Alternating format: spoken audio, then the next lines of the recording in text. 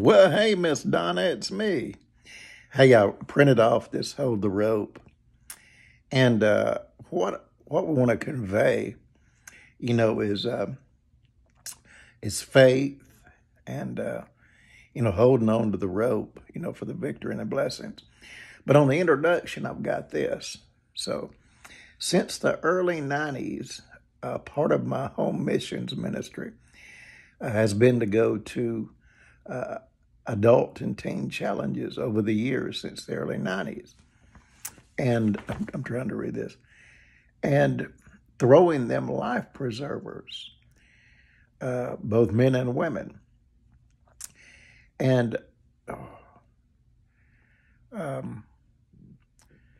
over the years, what I have discerned and learned is that the only way to lose is to quit, but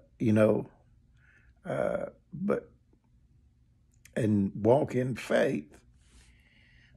So this book is about that, that revelation and a desire to see and to see men and women and the people of God walk in victory, keep the victory, and walk on, into their destiny.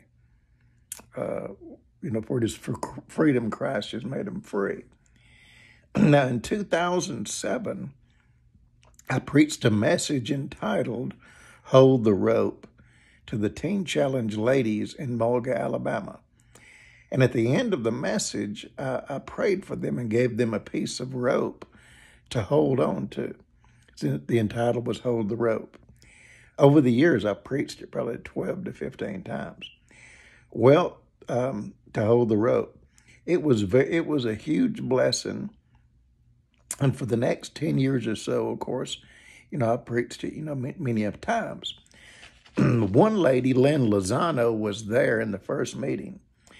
And she got her rope and completed the program and lived for years and years and years for the Lord afterwards. She told me that she slept with her rope, even till she passed away. She had her rope that she had had well over 12 to 14 years, something like that, and had slept with it.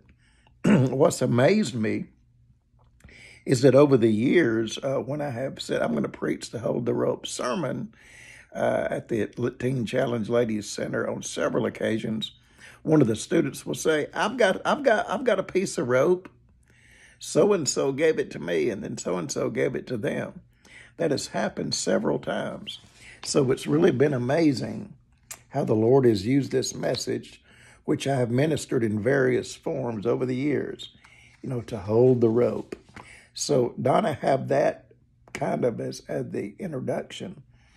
And then, go on with what you have in the introduction. And then do the abiding.